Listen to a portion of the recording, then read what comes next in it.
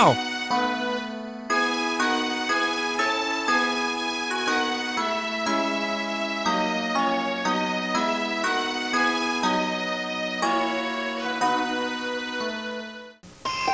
At JCPenney, it takes us all night to complete each Christmas stocking. Because every night, we're restocking each shelf and refilling each case with exciting new gifts. Save on classic white blouses, Stafford Oxford button-downs, and 14-karat gold. The JCPenney Holiday Sale, the most elaborate Christmas stocking around.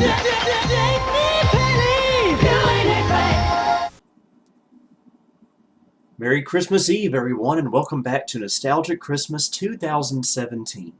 And today, I'm going to explain why I love the year 1994 so much, especially Christmas of that year. Well, there are many reasons for that, but I'll share the two most important reasons with you.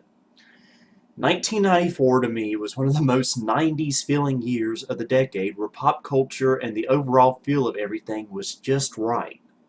And another good reason is that I simply had a ton of fun that year. And those two reasons combined made 1994 such a perfect year for me, even though I only turned 5 that year. But keep in mind, I have very good long-term childhood memory for whatever reason. And so it makes sense that with 1994 being my favorite year, that Christmas that year was indeed my favorite. If you want to see a video of me Christmas morning of that year, check out the corresponding link. So to celebrate such a fun and memorable Christmas, I think for our last vintage catalog video this year, we should look at the JCPenney Christmas catalog from 1994. There's a lot to check out in this catalog, so well, let's get going. And we will start on page 140, I do believe. And what I want to point out on this page is, well, we got a lot of teddy bears. Elmo 3 will get that reference there, but we also have a musical Barney the Dinosaur, and well, I'm embarrassed to admit this, but when I was a little kid back then, I was a fan of Barney. Everyone was at the time. Admit it, if you were a child back then, you probably loved Barney as well. Don't deny it. But I did have one of those musical Barneys, but thing is, I don't really remember that, but according to my parents, I did have it. But I do remember having a stuffed Barney toy that looked just like this in the catalog, except it didn't make any noise. But anyway, we're going to skip all the way over to page 324 now. And, of course, I mentioned this before in previous videos. I've been after a gumball machine, and there are a few in this catalog, as you can see. But what I wanted to show was, over on the right, buckets of popcorn. Now, we never had any of these with sports teams on it, I don't think. We've never really been much of a sports family. But I do remember us having a big bucket of popcorn at sometime around this era. So, yeah, I just wanted to mention that. A home is not complete without a giant bucket of popcorn. It's just the way it is, folks. Alright, we'll head to 348. And we've got race car beds here on the right. I always wanted one of these as a child, but unfortunately I did not have one. But instead, as we'll see on the next page, over here on the left, I did have a bunk bed. Although what you're seeing here is actually a loft bed, but it's kind of similar. Bunk bed, as you know, has a bottom bunk on the bottom. Well, where else would the bottom be? And a top bunk at the top, of course. But this one, you just get the top bunk, but on the bottom you get a dresser, a little table for working on stuff with, and little shelves. So that's pretty cool. I would have loved that, but I had a really nice bunk bed at the time, so I was definitely happy with that. Okay, skip all the way to 442. And it took us to the very last page for some reason. There we go. This website glitches every now and then. As you saw in last week's video from the 1990 catalog, apparently by 1994, pastel-colored radios were still a thing, as you can see here. Don't remember us having any of these, but I remember seeing them. I'm sure the quality wasn't all that good, but get what you pay for. Alright, 446. Now, here are some portable CD players on the top right there. Of course, portable CD players now, you can still get them every now and then, but I bet you don't have to pay more than $30 for them now. But back in 1994, as you can see here on the top right, the cheapest one you could get, at least from JCPenney, was $100 just for a portable CD player. Of course, in 1994, you were lucky to even have a non-portable CD player. As I mentioned before, we didn't get our first CD player until 1997, 3 years after this catalog came out, so yeah, we were still a tape family back then. So, we're going to head to 454. And, of course, on the left you get some stereo equipment there, but on the right, this was back when you could get TV cabinets, the huge ones, to put your big CRT television set in them. And nowadays, whenever I'm walking through a thrift store like the Habitat for Humanity Restore in Value Village when they were still around, you would find them all over the place, and they could not sell them simply because nowadays, here in the 2010s, these things are useless with our big widescreen high-definition televisions. They don't fit in these anymore. Because I know for a fact we got something kind of like one of these in 1994, actually. I don't think it was as big as this one here, but we had to get rid of it back in 2012 when we upgraded our television set because it would not fit. Your 47-inch LED television is not going to fit in one of these tiny little holes made for a CRT, but I digress. Alright, let's head to 458. And we get some TV sets, back when you could get a TV with a built-in VCR. This was kind of when console TVs were going away. In fact, I know in 1994, actually, we did get a newer TV, and we did finally get rid of our console television, because I think it was starting to go out on us in 94.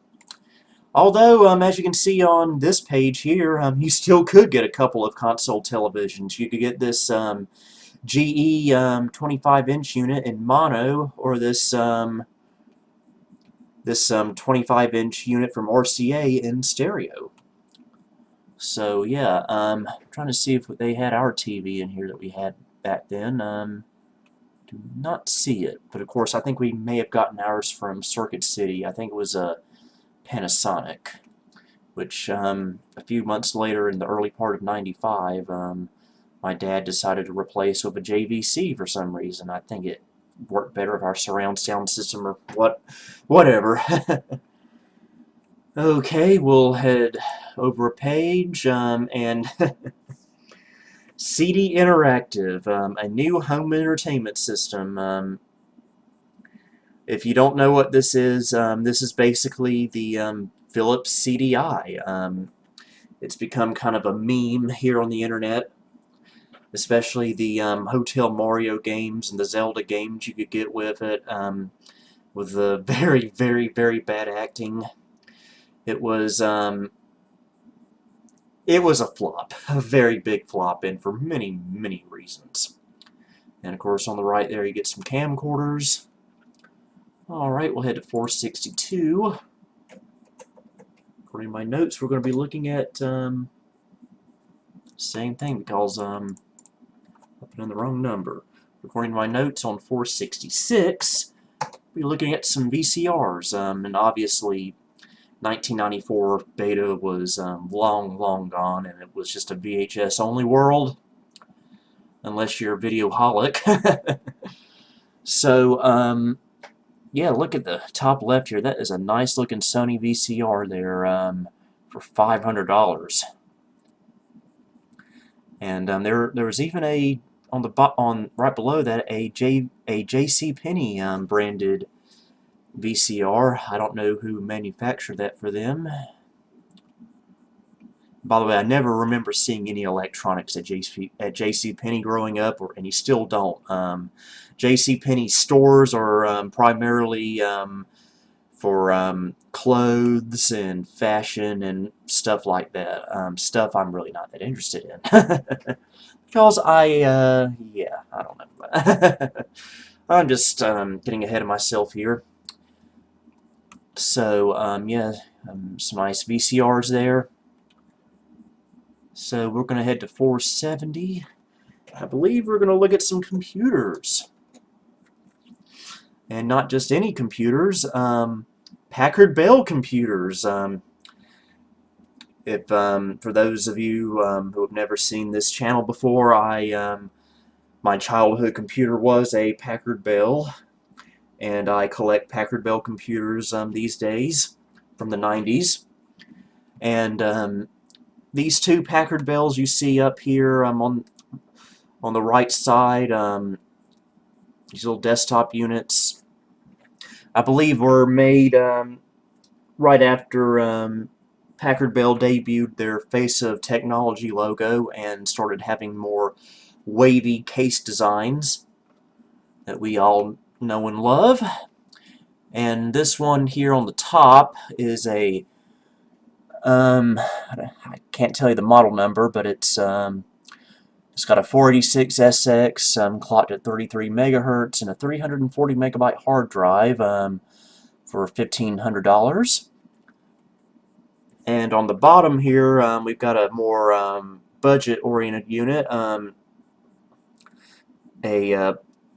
486SX2, 50 megahertz. Well, actually, the processor in that is better, but it looks like you forego the CD-ROM drive from the other one, and more than likely you also forego the sound card.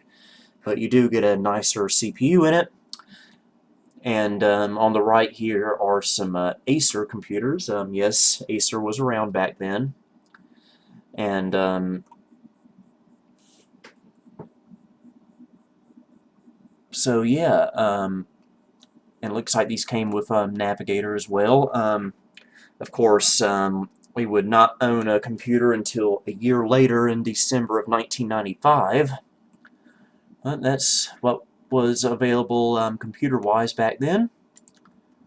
And over here, just for the Flying Scotsman, on the top left, we've got a compact Cantera Aero laptop computer. Back when laptops were expensive and underpowered for good reason, I guess.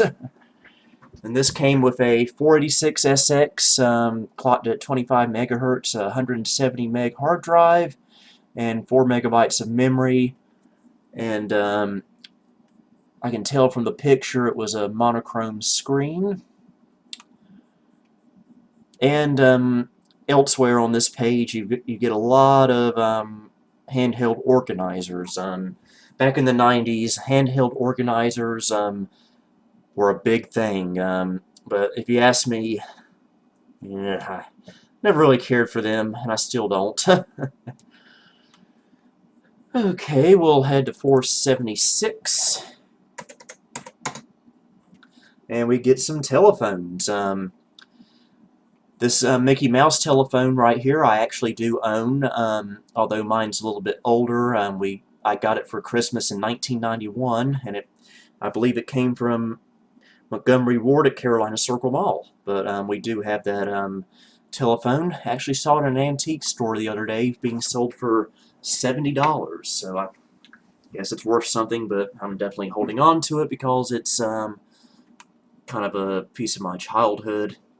And just like we saw in last week's catalog, we still have see-through telephones there at the bottom. We actually get 2 this year. And I really like that Flintstones telephone. Alright, let's head all the way to 498.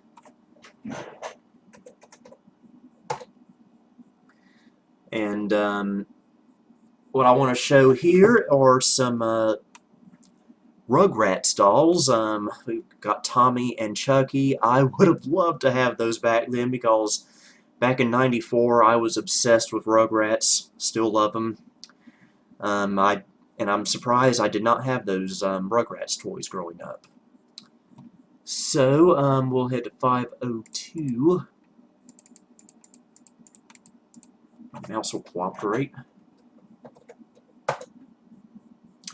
And for the women watching, here's dolls and doll houses. That's your thing. 508. And more dolls here, but this right here in the middle, this Barbie car. Obviously, I didn't have it growing up, and I was a boy. But I remember my female cousin having that when she was a kid, or when we were kids. We're not too far off in age. So yeah, there you go. Okay. 514, I believe. We need to head to.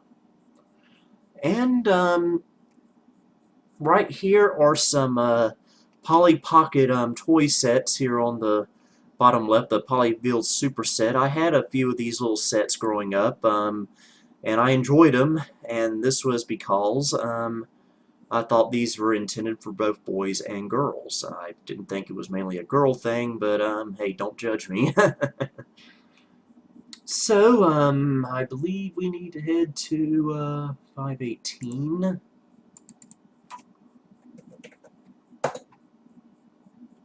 And apparently, the whatever catalog was this was being scanned from, this page was torn out. But on the bottom left here, you get toys for lamb chops. As you know, Lamb Chops Play Along was a popular children's show on PBS back in the 90s, and I did quite enjoy it.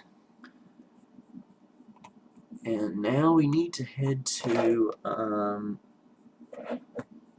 have to look at my phone for a second there, 520, which is the next page. I want to say I had some of these McDonald's toy sets on the top right. That was back when going to McDonald's was a fun time and something you would look forward to. Nowadays, as an adult, it's just you go there because you only have $2 and you feel defeated. So, 524.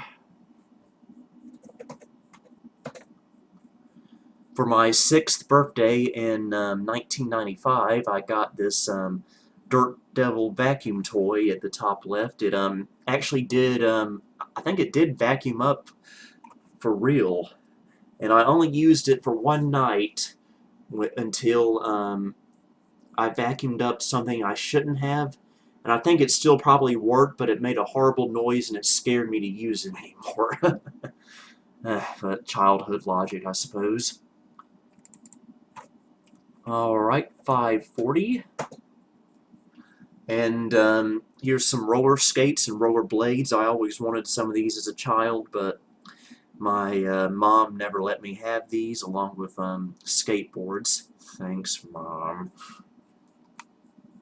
But to be fair, I did finally get a pair of roller blades when I was like 11 years old, and it was just a complete train wreck, me trying to use them.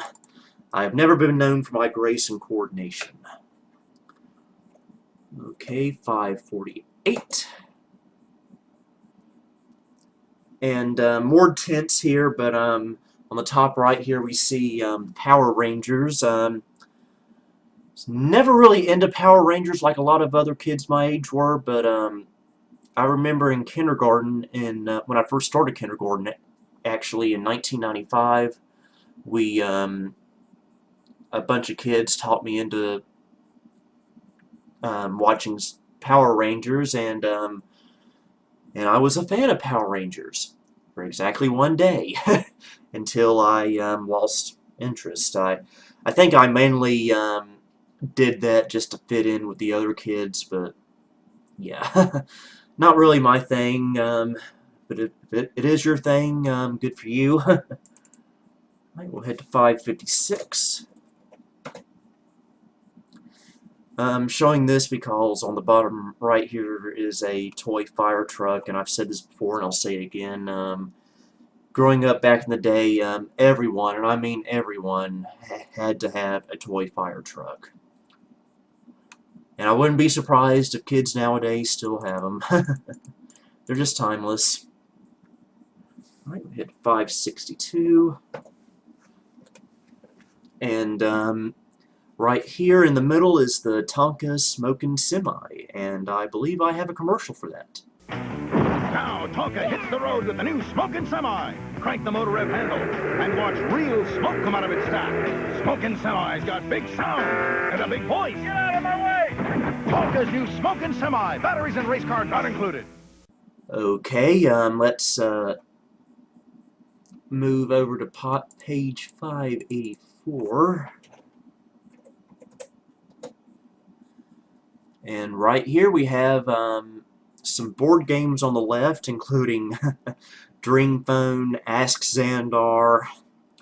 It's the two cheesy, girly, teenage girl games from the early to mid-90s that were everywhere.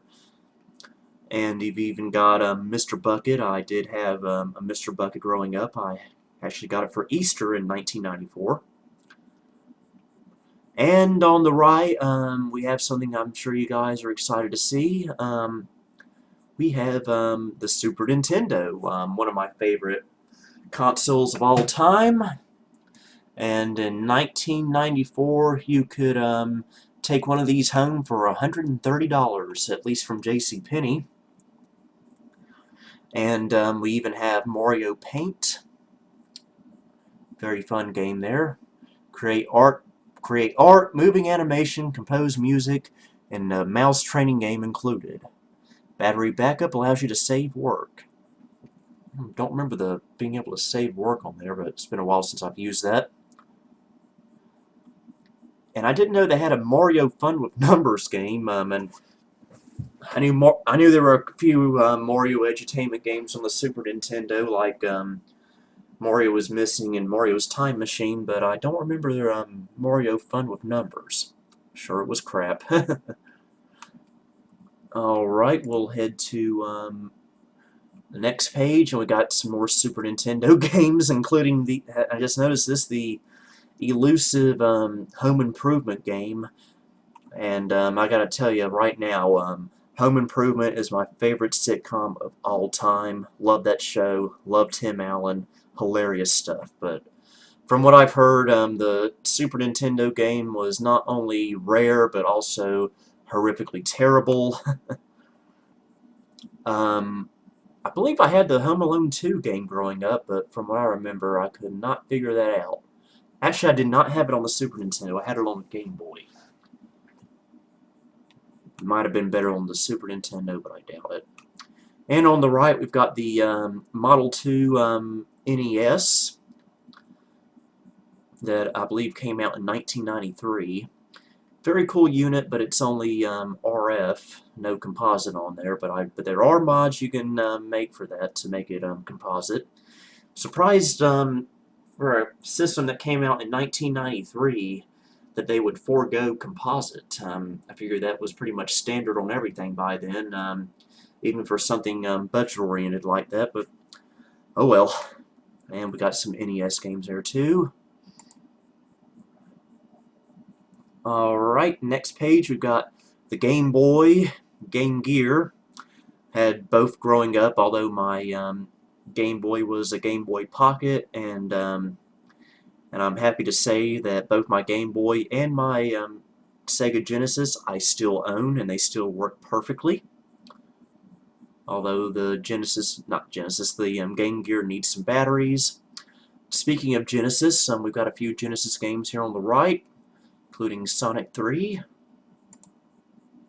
Next page, we've got the Genesis itself, the Model 2 Genesis. And on the right, we've got the Sega CD, as well as a Panasonic 3DO.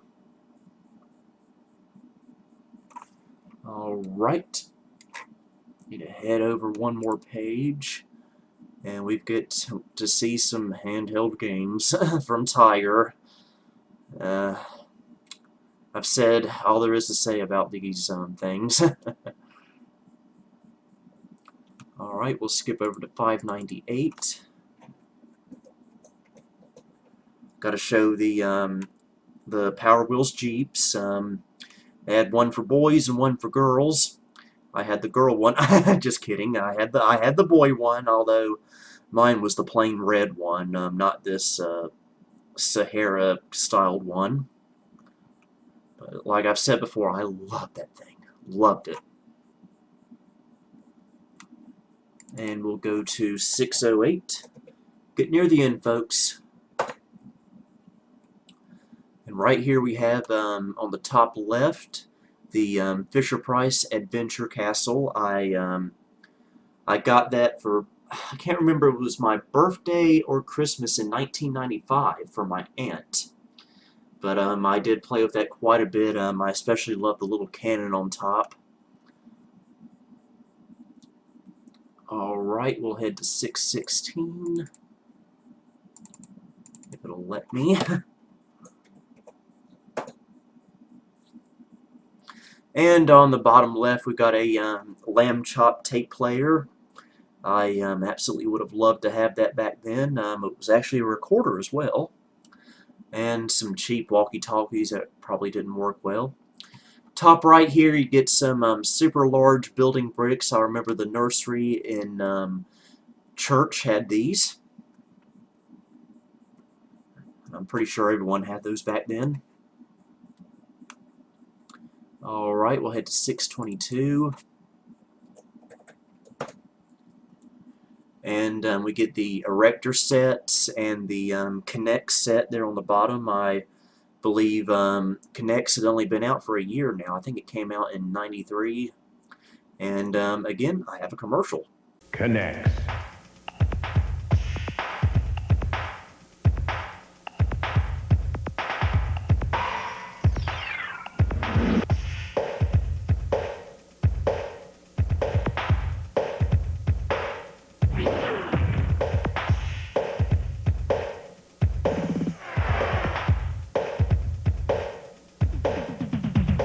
Connects, the new snap-together color-coded construction set.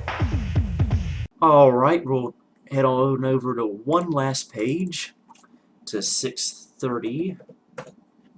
We get some cool stuff here. We get those cheap little toy educational computers for children that were everywhere back then. I remember seeing them all over the place in Toys R Us. I know a few people that had them.